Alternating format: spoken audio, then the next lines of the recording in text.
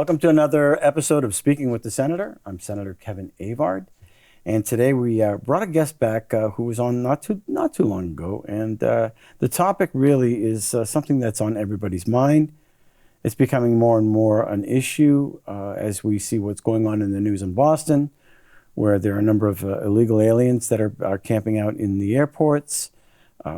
Recent reports of a lot of violence in New York, where illegal aliens are attacking our police officers, being arrested, then let go, and allowing them to escape, being transported by the federal government throughout our country with cell phones and money in their pocket, and utilizing our resources. And individuals are becoming more and more concerned about that. The solution in Massachusetts seems to be, instead of sending them to Martha's Vineyard, where there's all kinds of resources as far as financial, they're sending them into the neighborhoods that are really struggling with the resources that they already have. And apparently that's their way of dealing with this issue. They're crying foul on the federal government, but they're also sending them into neighborhoods that really can't absorb all this invasion, if you will. And people are now calling it an invasion. And the federal government is doing absolutely nothing to protect the citizens with this regard. You're having crime, you're having weapons, you have fentanyl and sex trafficking. But apparently that's the status quo for the federal government. And I'm speaking very boldly about this because it's becoming more and more obvious that they really don't care about what is going on here. They're cutting the razor wire down on our southern border.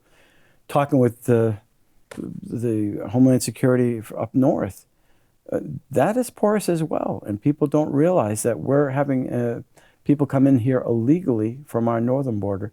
And that's what I'm having Mike talk a little bit about. And so I'd like to welcome you back, Mike Werner. Thank you.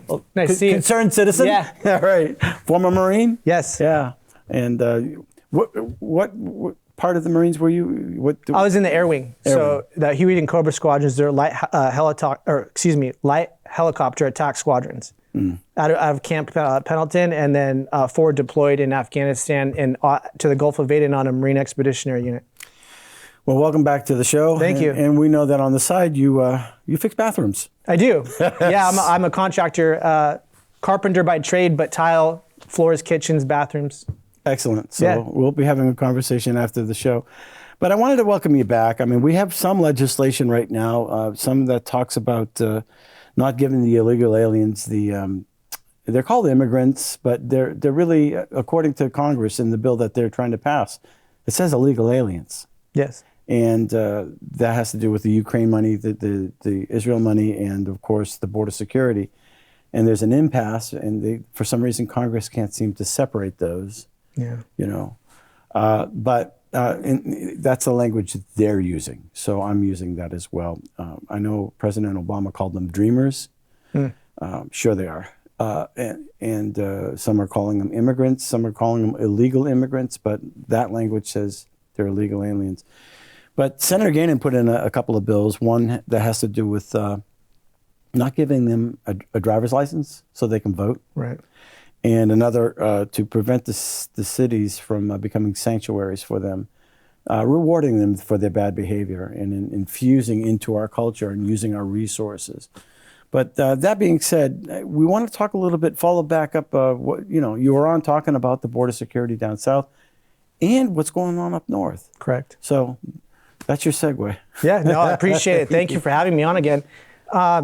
And I have heard about those, and that is disturbing. And I'll say this on that is that if you follow what happened in Europe, or what is happening in Europe, right. So if you follow that metric by the planners that planned that, they get into they welcome them in, they get them the resources, and then ever so slightly as the pushback comes, then they lose a little bit of resources and it causes chaos, and then they disperse from those initial holding areas within the major cities. Mm-hmm. And like you said, they're forming gangs. There's undercover reporters. Balkanizing. Yeah, it is. It's exactly. That's what I was leading up to. It's a balkanization, which you could say is a soft invasion. It's not kinetic. There's no beachhead, but it's happening. And so as we're in the beginning stages of it, we can actually look to see what's planned, and we can look to Europe for that because they've already been through this. They're like 5 years ahead. And it's not a good place to be in if you're trying to, buy a house, raise a family, and just live your life. And of course, using our resources. And we were talking on another show how that in New York, the police officers are being, beat up. Yeah. And with absolutely unabandoned. It's like, hey, we're here. Yeah. Live with it. Well, and as you mentioned that, as I was going through what I go through in terms of aggregating my own sources, so 2 of those illegal aliens that came across the borders, so out of the 8 that beat up those cops in New York City, right? So 2 of them actually came through the ports of entry up in New York. So oh, interesting. Right. So you have 6 of them coming from the southern border, and 2 of them came from the northern border, and they failed to. I mean, mainstream media fails to recognize that because they only want to give you the piece that they want you to see. But going to what I was reading earlier today is that when you look at the KSTs or known or suspected terrorists that the federal government under CBP, what they're looking at on the northern border, there's actually a higher percentage of those known terrorists or suspected terrorists that are coming in through the ports of entry.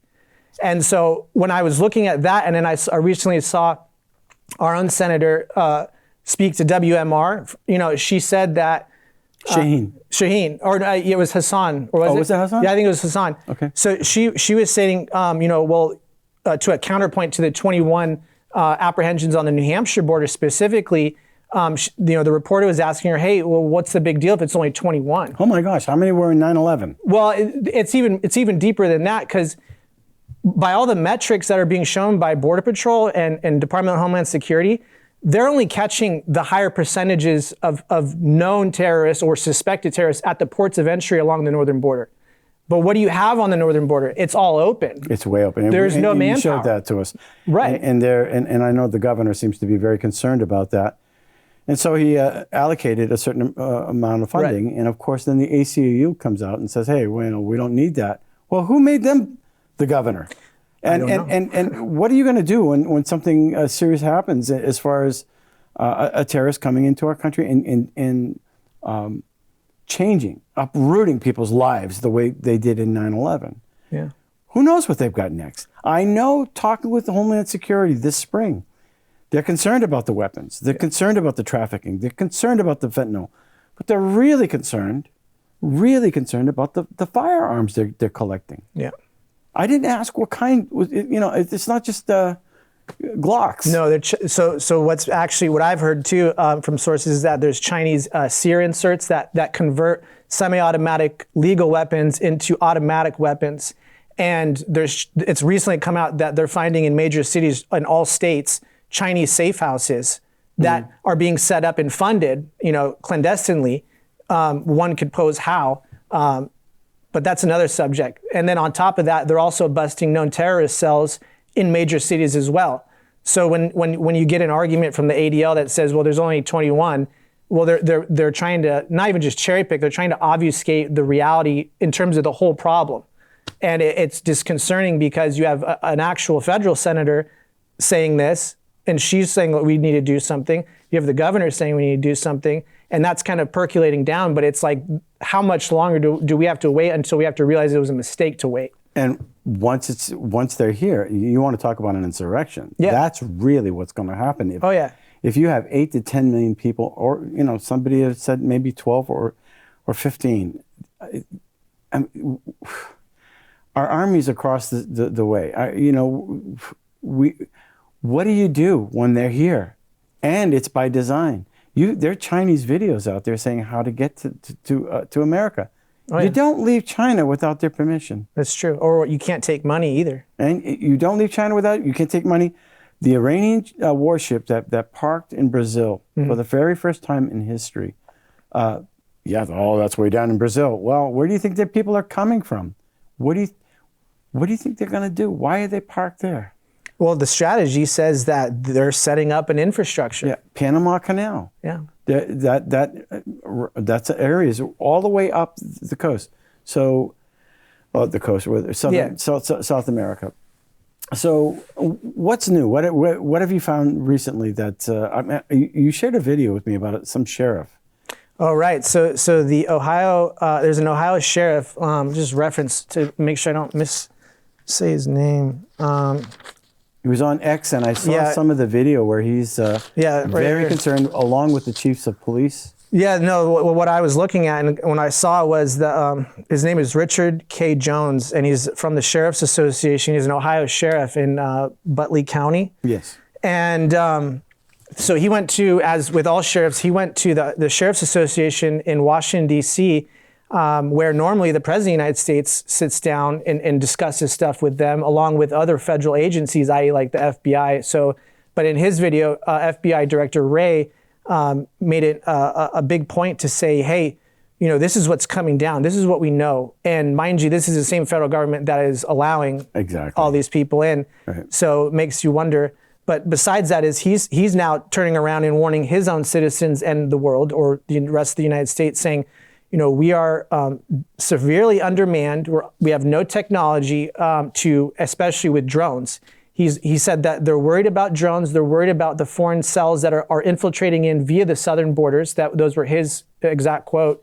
And that we are severely undermanned, and we're not on the offensive to try to, put the kibosh on Completely on the defensive. That's one Right. of the things that he did say. Right. And so he said that he's going to, as a county, try to reach out to private sector for help to come up with an innovative solution with his problems. And it was interesting because that's what we're doing, in terms of what I'm trying to do with our northern border, is to come up with some package that we can apply to our border to not only detect and intercept, but also force multiply.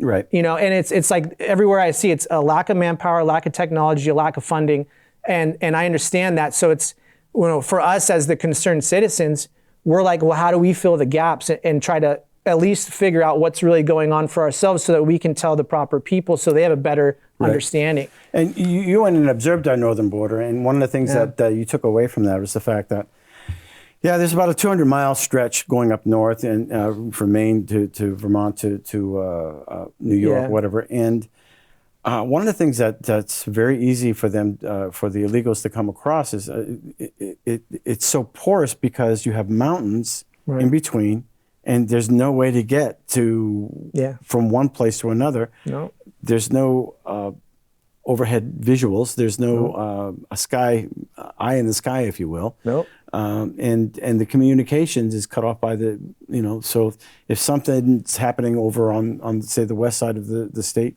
versus the east side, and up north, that's really not that far. It's just, gosh, there's a darn mountain in the way. Well, there's a mountain, and the local population, the town there, they don't know because there's no one out there. It's not there's no infrastructure and there's no one out there. So it's a recipe for if it happens to be someone saw something going on, then they go report it. And then there's a response time that then can interdict, which is probably 1 in 100 that it happens. And by the way, the ACLU agents that are up there, well, non-existent. They're non-existent, but they know better. Right. And enough, okay? We're talking about people's lives here in the jeopardy of that. And we're not trying to be an alarmist either, but we can't have our head in the sands. And I don't think the media is doing enough on this to address the issue. It's serious, and they're here listening to that sheriff. He said something about the red flags prior to 9/11.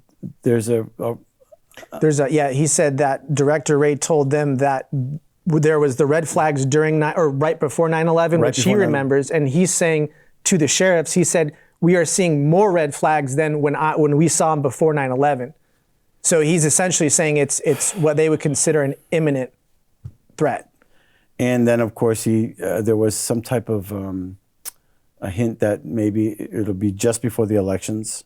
Right. Yeah. And that's what he did add on to in terms of, I think it was a little later in the speech, but he said that, yes, they were worried about the elections and And this is coming from the federal government. Well, it's coming from the government to the sheriffs, to the heads of the sheriffs for the entire country.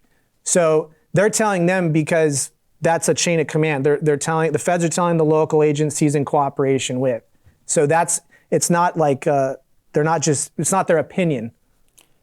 Right, and it's not rumor mongering. This is an Alex Jones. This isn't, this is coming from the top of our, and yet what just drives me crazy is they're creating this crisis by allowing it to happen, and they're saying it's going to happen, and get ready. Right. Because they're the ones who are cutting the wires. They're the ones who are suing the states. They're the ones who are going after Texas. They're the ones who are suing the governor from Florida for sending him up to Martha's Vineyard. Well, and so that's Dude, that's why when we talked last time, I that's why I kind of saw in the long term. I said, well, what are the states? What are they going to end up doing? And I remember saying that because that's the last line of defense. Well, it's not really. The sheriff is the actual last line of defense, but they're the federal government and then the states and then the sheriffs. And most people don't know that. I know. But I'm just saying that whoever's watching this, that's the line of succession for defending your rights. And then I guess the real last one is the individual. Well, there's the sheriffs, then there's the chiefs. Yeah. Well, yeah. But constitutionally, the sheriffs are elected, and so the point is that, and I've been in this situation before when I was overseas, where you're seeing what's going on. You know all of the bad things and the good things, and then you raise the alarm. You're trying to say, hey, what do I got to do to get your attention? And it's not from a place of fear. It's just, if someone's not doing their job and it's going to affect your life, how do you fill in the gap? Because that's just the way life is. You got to figure it out. Right. And so that's what we're doing. We're trying to help figure it out because there's not a lot of people up here in terms of, you could say reporters or whatever, but civilian population. We're trying to help out to try to fill in the gaps to make better informed decisions. Yeah. And then try to have some kind of solution. And that's just on our end because we got kids and families and, we don't want to see what happens. And it's interesting as driving up to the Capitol or going to do a job or going shopping, people just want to live their lives. Yeah. They want to be left alone. And it's okay to live in that bubble. But at some point, somebody's got to raise the alarm. Hey, there's a tornado coming. There's a hurricane coming. No, it's a typhoon coming. Yeah. Something's coming. Be ready and be aware of your surroundings. Yeah. And try to stay informed. Have multiple forms of communication if necessary. Know who to contact if there's an emergency, and we should be doing that. I am a senator. I'm concerned. Yeah. I'm concerned, and I want to make sure that the people aren't lulled to sleep. Life goes on. Hey, see, they've been saying this for a while. Nothing's happening. Nothing's happening. So somebody sent me something about 50 Al-Qaeda being arrested in Denver, Colorado. So I had my assistant look it up, and the cop said that wasn't the case. So now what you have is information that's out there and then disinformation so that, just drop your guard because it's the same old. Right. You can't do that. No. There are at least 10 to 15 million people that have crossed our border. We don't know. And the people that did 9/11, I think they have long memories. Yeah. We went and bombed their countries. Yeah, they do. Iraq, Afghanistan. Iran has all kinds of proxies. Yep. China's sending people over. They're salivating at Taiwan right now. Or is it Taiwan or Thailand? Taiwan. Yeah. Taiwan. And, these people are crossing our borders. And if you're just going through life and not preparing that what you're seeing on TV that's happening overseas can happen here. Yeah. It can happen here in a heartbeat. And people are willing to wear a vest and to go into a building because, that's what they do. Yeah. And they'll put a bomb on a kid. Oh, yeah. Oh, yeah. And so we have issues. We want to make sure that everybody's prepared and taken care of. And so we appreciate you coming on the show. So thank you. Other things that are concerning to you at all? Yeah. And it's right with what you're saying, but it's more of the infrastructure of what at least I'm seeing between New Hampshire and Maine. Mm-hmm. So you have the Chinese, or they call it the Triad weed, whatever, out of Maine. So essentially you have Chinese that have come over to the United States under green card visas, you name it. They get here and they go into Massachusetts and they get their, addresses, New York, Connecticut. It's where they're all coming from. They form LLCs and then they get a Chinese-backed bank to give them a bank house loan. And so then they go into, it's predominantly in Maine, but they've been buying up houses under this kind of system. And what they do is then they renovate the entire house using state subsidies, getting heat pumps, thousands of dollars that should be going to the actual civilian infrastructure. And they're getting it. And then they're building out huge illegal Chinese / marijuana grow sites. And while the weed part may or not be a problem for some people, it's a way of black market money. So it's like, what are they funding? Like, what's this money for? It's $3 billion. So where can people find that information? So I read that on the main wire, but I've seen it from multiple outlets as well. Okay. And I mean, right now they're going on, the sheriffs up in Maine are actually in a bust right now. So it has some validity, for whatever reason, they're worried about it in some capacity. And the idea is that they use, black markets are always, and I'm from California originally, so this is kind of familiar. They use in a legal state the ability to grow the weed, but then they sell it not in the state that's legal, they sell it in a state that it's not legal because it's worth more money. That's generally how it works. So it's the black market. Right. Yeah. And the only state in New England it's pretty much not legal is New Hampshire. So the idea is that if they're making money off of a black market, and then they're using it to influence, the state of Maine in whatever capacity, then that's an issue as it creeps down this way. Because it seems to me that Maine has more issues that are bleeding in as Massachusetts is also bleeding in. And for our state, I think backing that off as much as possible, or at least being aware of it, is important as well, because it's all tied together. Because they're coming through the northern border, they're doing cross international transactions, whether legal or illegally, and then they're also doing it from the southern border with all the drugs. So what's the end game to this, though? Is it just to make money? Is it what's going on? I mean, influence politicians? What? Yeah, that's the Chinese. Their thing is to do what we used to do in the 60s, 70s, and 80s, and that's we use drugs to influence our political willpower upon the world, and then we used our money to influence it. Great Britain did that to China. Well, and the Boxer Rebellion, right, with the opium. Yes. The opium wars, and essentially that's why we're seeing an influx of fentanyl, because the Anglo-Saxon, which is the British part of that did the opium wars and the Boxer Rebellion, that's a way of, it's kind of like the reverse. Now they're getting us back. Yeah. And they're very efficient at it, and it's a chemical weapon, because fentanyl is not even an opiate; it's synthetic, and I'm sure everyone understands the lethality with that. Yes, and we're hearing it. It seems like every week you hear about deaths or the fentanyl crisis, and on and on. And who does it target? Who does those chemical weapons? Who do they target? They target the age population between 18 and 40. That's your fighting age. Yeah. That's your next generation. So when they have a maim or kill ratio that weakens us, everything's about chipping away, and that's how Rome fell. And whether we're like Rome or not, the fact is that we're being chipped away. So be aware of your surroundings. Oh, yeah. Be prepared, and try to find information if outside your echo chamber, outside the if you're looking at Channel 9 or Channel 7 or whatever, or even Fox News. Look outside that. Where are places where people can find more information? I know there's a thing called Monkey Works, but he tracks planes. Yeah, no, and that's good too. But what I do is I go. The first thing I do is if I take one main interest. What is my one main interest?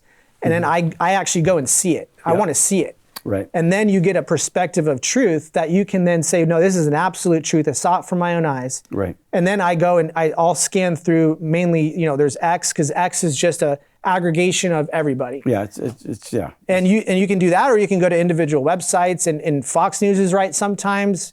The Prager reports, right the next, but some of them are wrong too. So it's really discerning between all of it after at least being involved enough to go and see whatever you're interested in. Because if you're not, I mean... one of the things that is really causing me a little bit of anxiety, I watched the president last night, and he got angry like that. And he mixed up Gaza with Mexico? Yeah.